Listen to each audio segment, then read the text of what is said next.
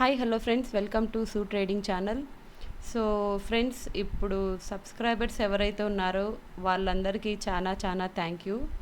So ఎందుకు thanks చెప్తున్నానంటే, మేము ఒక 1-2 మంత్స్ నుంచి మీకు కాంటాక్ట్లో లేము.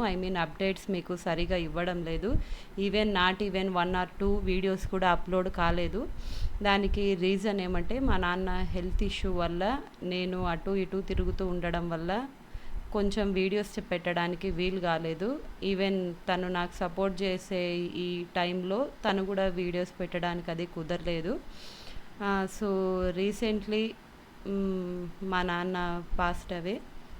It's a big loss for me. So దాని నుంచి కొంచెం బయటపడాలని ట్రై చేస్తున్నాను. It's very hard task, but still I am trying.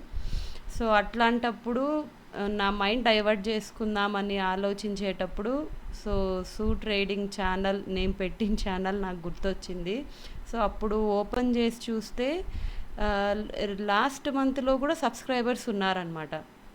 So ఇంత సపోర్ట్ చేసి, అంటే ఒక బ్రేక్ ఇచ్చిన తర్వాత కూడా మా వీడియోస్ని చూసి, ఓకే వీళ్ళు ఫ్రీగా మంచి కంటెంట్ ఇస్తున్నారు అని మీకు అనిపించింటేనే కదా మీరు సబ్స్క్రైబ్ చేసి పెడతారు. సో ఆ పాయింట్ అనేది నాకు చాలా బాగా నచ్చింది.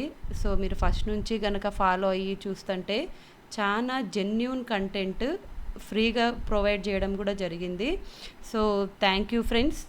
ఇంత టఫ్ టైంలో కూడా మమ్మల్ని నమ్మి మీకు మంచి సపోర్టు, అనాలిసిస్ ఇస్తున్నామని మమ్మల్ని సపోర్ట్ చేస్తున్నందుకు first of all thank you.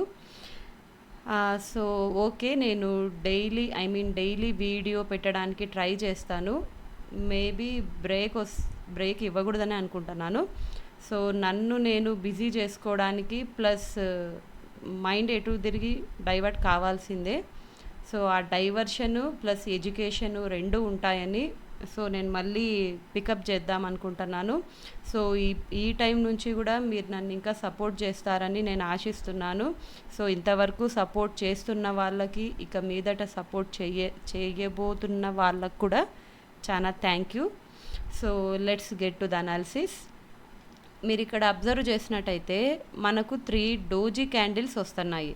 So basic point ఒకటి ఏమంటే, dojis it self called confusion candles. మీరు క్యాండిల్ స్టిక్స్ గురించి కనుక నేర్చుకొని ఉంటే, డోజీ క్యాండిల్స్ అనేటివి అవి కన్ఫ్యూజన్ క్యాండిల్స్ అనమాట.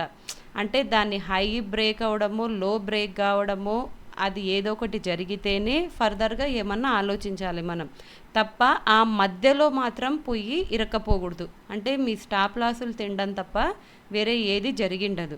సో అట్లాంటి వరుసగా 3 క్యాండిల్స్ వచ్చినాయి. సో మార్కెట్ కన్ఫ్యూజన్లో ఉంది అనేది ఇక్కడ మనకు ఒక పాయింట్ చాలా క్లియర్గా అర్థమవుతుంది. సో ఓకేనా, ఇది ఇన్ జనరల్గా కనపడుతున్న పాయింట్ డైలీ బేసిస్ మీద. సో దీన్ని 1 అవర్లో మళ్ళీ ఒకసారి చూస్తే చిన్న పాయింట్సే చాలు మన అబ్జర్వేషన్కి. పెద్ద పాయింట్లు మనం గంటల కొద్దీ కూర్చొని అనాలిసిస్ చేయాల్సిన అవసరం కూడా లేదు. కొన్ని సింపుల్ పాయింట్స్తోనే మనం మార్కెట్ని అనాలిసిస్ చేసుకోవచ్చు. దానికి తగ్గట్టు మన ప్లాన్ చేసుకోవాలి. ఇంకొకటి ఏమంటే, నేను ప్లాన్ చేసుకున్నాను కదా ఇట్లే జరగాలి అని మార్కెట్లో ఎప్పుడే కానీ అనుకోకూడదు. వేరే ఎక్కడన్నా మీరు అనుకునేది చెల్లుతుందేమో కానీ, కేవలం మార్కెట్లో మాత్రము మార్కెట్ ఇష్టం. ఇప్పుడు సపోజ్ లో బ్రేక్ చేసి కూడా మీ స్టాప్ లాసులు కొట్టి పైకి వెళ్ళిపోవచ్చు, లేదా రెసిస్టెన్స్ని బ్రేక్ చేసి పైకి వెళ్ళిపోకుండా కిందికి రావచ్చు. సో మార్కెట్ మాత్రము ఒక అన్రూల్డ్ చైల్డ్ లాగా అనమాట. సో దాన్ని మనం ఏం చెయ్యలేము. మన రూల్స్ ప్రకారం మనం పోవాలి. బ్యాంక్ నిఫ్టీని ట్రేడ్ చేయాలంటే మనకంటూ కొన్ని రూల్స్ అండ్ రెగ్యులేషన్స్ ఉండాలి, ఒక స్ట్రాటజీ ఉండాలి. సో అది కూడా ఎట్లాంటిది, మనీ మేనేజ్మెంట్తో కూడిన స్ట్రాటజీ ప్లస్ అనాలిసిస్ అనేటివి మనకు హెల్ప్ అవుతాయి. So when coming to analysis, మీరు సింపుల్గా అబ్జర్వ్ చేస్తే 1 అవర్లో మీరు ఇక్కడ ఒక కామన్ పాయింట్ అబ్జర్వ్ చేయొచ్చు. నేను ఇన్ డెప్త్గా కూడా చెప్పడం లేదు, చాలా సింపుల్ పాయింటే చెప్తున్నాను. సో ఎప్పుడే కానీ సింపుల్ పాయింట్స్ అనేవి క్యాచ్ చేయగలిగితే అది పెద్ద ట్రేడర్కైనా కావచ్చు, చిన్న ట్రేడర్కైనా కావచ్చు, చాలా హెల్ప్ అవుతాయి అన్నమాట. సో ఇక్కడ మీరు గమనిస్తే ఇక్కడి నుంచి సో ఇక్కడ నుంచి ఒక గ్రేట్ ఫాల్ వచ్చింది కదా, సో ఇదైతే అందరికీ తెలుసు. సో ఒక గ్రేట్ ఫాల్ వచ్చింది. ఇక్కడ వచ్చిన తర్వాత మీరు ఇక్కడ అబ్జర్వ్ చేస్తే ఇది లో, ఓకేనా. ఇక్కడ ఒక లో వచ్చింది. నెక్స్ట్ లో ఎక్కడుంది? ఇక్కడుంది. ఆ నెక్స్ట్ లో ఎక్కడుంది? ఇక్కడుంది. ఆ నెక్స్ట్ లో ఇక్కడున్నాయి. సో మీరు ఎంత బేసిక్ మెంబర్ అయినా కూడా సరే, వెరీ ఇనిషియల్ స్టేజ్లో ఉన్నా కూడా సరే, ఇక్కడ ఒక పాయింట్ అర్థమవుతుంది. ఏమంటే ప్రీవియస్ లోస్ అనేవి ఎక్కడే కానీ బ్రేక్ కావడం లేదు, ఓకేనా. ప్రీవియస్ లోస్ అనేటివి మాత్రము ఎక్కడే కానీ బ్రేక్ కావడం లేదు. ఈ లో కంటే ఈ లో హై ఉంది. సో లోయర్ హైస్ అనేటివి ఫామ్ అవుతున్నాయి, ఓకేనా. లోయర్ హైస్ అనేవి ఫామ్ అవుతున్నాయి. వేరాస్ రెసిస్టెన్స్ ఇక్కడ ఉంది. 43,000 రెసిస్టెన్స్, ఒక రఫ్గా చెప్తున్నాను. 43,600 రెసిస్టెన్స్ అనుకుంటే మేము యాజ్ పర్ ప్రైజ్ యాక్షను ఒక ఫాల్ వచ్చిన తర్వాత ఒక లో, ఆ లోని బ్రేక్ చేయకుండా హయ్యర్లో, ఆ లోని బ్రేక్ చేయకుండా నెక్స్ట్ హయ్యర్లో ఇట్లా వస్తున్నాయి. సో ఇట్లా వస్తున్నాయి. ఇట్లా వచ్చినప్పుడు మనం ఏం చేయాలి, ఇది మనకేం చెప్తుంది అని గనక మీరు ఒకసారి ఆలోచిస్తే, ప్రీవియస్ లో అనేది చాలా ఇంపార్టెంట్ అనమాట. When it comes price action, previous లో అనేది చాలా ఇంపార్టెంట్. ప్రీవియస్ లో బ్రేక్ అయితేనే మనకు సెల్లింగ్ ఆపర్చునిటీ ఉంటుంది, ఓకేనా. ఇది అందరికీ తెలుసు. రెసిస్టెన్స్ బ్రేక్ అయినప్పుడే మనకు హయ్యర్ లెవెల్స్కి ఎట్లయితే పాసిబిలిటీ ఉంటుందో, సో లోయర్ లెవెల్స్కి కూడా ప్రీవియస్ లో అనేది బ్రేక్ అయితేనే మనకు సెల్ సైడ్కి పోయేది ఒక ఛాన్స్ ఉంటుంది. సో మార్కెట్ ఇప్పుడేం చేసిందంటే, మీరు చాలా సింపుల్గా చూడొచ్చు. ఈ లోస్ ఇట్లా క్రియేట్ కావడం వెనుక ఏముంది అని గనక మనం ఒక్కసారి ఆలోచిస్తే, సో ఇప్పుడు చూసినారా, ఇక్కడ గ్యాప్ అప్ అయింది, ఓకేనా. సెకండ్ గ్యాప్ అప్ అయింది. ఒక రెసిస్టెన్స్ అనేది అటువంటిది ఏం ఫామ్ కాలేదు, జస్ట్ ఇట్లా పోయింది. ఇక్కడైతే ఒక రెసిస్టెన్స్ను ఫామ్ చేసింది, కానీ మళ్ళీ ఆ రెసిస్టెన్స్ వరకు మార్కెట్ రాలేదు, ఓకేనా.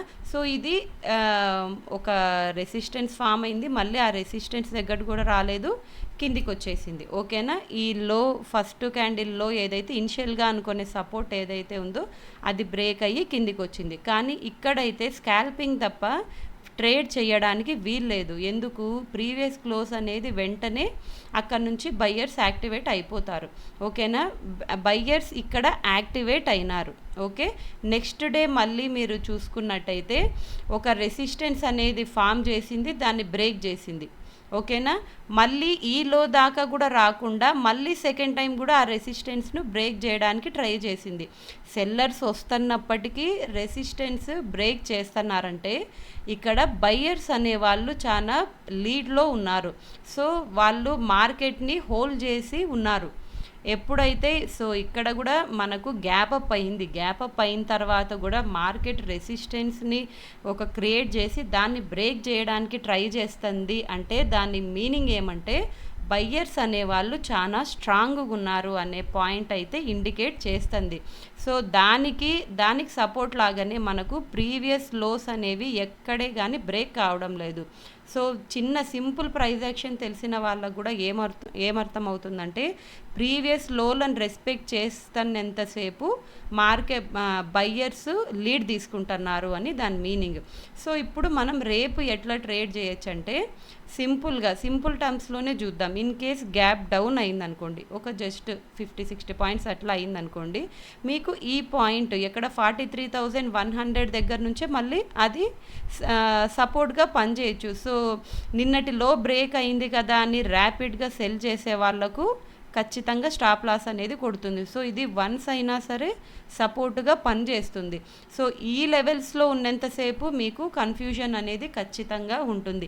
ఇక్కడ ఓపెన్ అయినా సరే, లేదు హెవీ గ్యాప్ డౌన్ అయ్యి ఇక్కడైనా సరే, ఏదైనా సరే గ్యాప్ డౌన్ లేవైనా సరే మీకు కొంతవరకు కన్ఫ్యూజన్ క్రియేట్ చేయొచ్చు. ఇక్కడ మీరు సింపుల్గా ఒక ట్రెండ్ లైన్ వేసుకుంటే, జస్ట్ సింపుల్ విషయాలే, ఈ ట్రెండ్ లైన్ కనుక బ్రేక్ అయిందనుకోండి, అప్పుడు ఒక ప్రైస్ యాక్షన్ ప్రకారం చూసి ఇక్కడ ఇమ్మీడియట్ సపోర్ట్ ఉంది, మళ్ళీ ఇక్కడ నుంచి బౌన్స్ బ్యాక్ కావచ్చు. సో ఇప్పుడు మార్కెట్ ఉండే ఫేస్ ఏదైతే ఉందో అది కావచ్చు ఫేజ్లోనే ఉంది, అంటే ఇట్లా అవుతుంది అనేది గ్యారంటీ లేదు. సో అందుకనే కన్ఫ్యూజన్ మార్కెట్ ఉన్నప్పుడు మనము వీలైనంత డబుల్ కన్ఫర్మేషన్ తీసుకొని ట్రేడ్ చేస్తేనే బాగుంటుంది. సో ఇప్పుడు ఈ చార్ట్ చూసిన తర్వాత కోర్స్ తీసుకున్న వాళ్ళకి ఒక స్టోరీ ఈజీగా గుర్తొస్తుంది. నాన్న పులి అనే స్టోరీ చెప్పినాడనమాట. సో మీ సార్ ఆల్రెడీ మీకు ఆ విషయం చెప్పి పెట్టినాడు. సో నాన్న పులి స్టోరీకి మొత్తము థియరీ అయితే రెడీ అవుతుంది. సో ప్రాక్టికల్గా ఎప్పుడు వర్కౌట్ అవుతుంది, రెసిస్టెన్స్ ప్రాపర్గా ఈ 43,400, సో ఈ పైన గనక గ్యాప్ అప్ గనక అయితే ప్రైస్ యాక్షన్ను చూసి ట్రేడ్ చేయండి. ఎందుకంటే పాస్ట్ 3 days నుంచి డోజీస్ వస్తున్నాయి కాబట్టి ఎవరన్నా ఇమ్మీడియట్గా బయ్యి సెల్లు చేసే అగ్రెసివ్ ట్రేడర్స్ ఎవరన్నా ఉంటే వాళ్ళు కొంచెం శాంతంగా ఉండి సింపుల్ ప్రైస్ యాక్షన్ని అబ్జర్వ్ చేయండి. రెసిస్టెన్స్ బ్రేక్ అవుతుందా, సపోర్ట్ బ్రేక్ అవుతుందా, లేదా సపోర్ట్ బ్రేక్ అయితే దాని కింద మళ్ళీ ఏదన్నా సపోర్ట్ ఉందా, అన్నీ చూసుకొని చేయాల్సిన టైం అన్నమాట ఇది. ర్యాపిడ్గా ర్యాండమ్గా ట్రేడ్ చేసే డేస్ అయితే ఇవి కాదు. అట్లా ఎవరన్నా ఉన్నా కూడా వాళ్ళ హ్యాబిట్ని మార్చుకోండి. సో నాన్న పులికి రెడీ అవుతుంది. ఇప్పటికీ ఆ అబ్బాయి 3 సార్లు అబద్ధాలు చెప్పినాడు, కానీ పులి రావడానికైతే రెడీగా ఉంది. సో ట్రెండింగ్ డే అనేది ఉంది దగ్గరలో. అది రేపు వస్తుందా మర్నాడు వస్తుందా మనకు తెలీదు. మనం మన డ్యూటీ చెయ్యాలి. మనం రెసిస్టెన్స్ ఫామ్ చేసి బ్రేక్ చేస్తుందా బై చేయండి, ఒక ప్రాపర్ స్టాప్ లాస్ పెట్టుకోండి. లేదు సపోర్ట్ బ్రేక్ చేసి రీటెస్ట్ చేసి వస్తుందా సెల్ చేయండి. అంతే. ఏదైనా సరే మనీ మేనేజ్మెంట్ని కనుక మైండ్లో పెట్టుకొని ట్రేడ్ చేస్తున్న వాళ్ళే సక్సెస్ఫుల్ ట్రేడర్స్. సో ఈ పాయింట్ని గుర్తుపెట్టుకొని ట్రేడ్ చేయండి. ఓకేనా? So simple analysis. రేపు గ్యాప్ అప్ అయినా గ్యాప్ డౌన్ అయినా ఏదైనా సరే మీరు ఏం చేయాలంటే రెసిస్టెన్స్ బ్రేక్ అయిందా, ఎన్ ప్యాటర్న్ ఫామ్ అయిందా చూసి ట్రేడ్ తీసుకోండి. రెసిస్టెన్స్ బ్రేక్ అయింది, ఎన్ ప్యాటర్న్ వచ్చింది, బై చేయండి. లేదు సపోర్ట్ బ్రేక్ అయింది, మళ్ళీ రివర్స్ ఎన్ ప్యాటర్న్ వచ్చిందా దాన్ని చూసి ట్రేడ్ చేయండి. So thank you friends.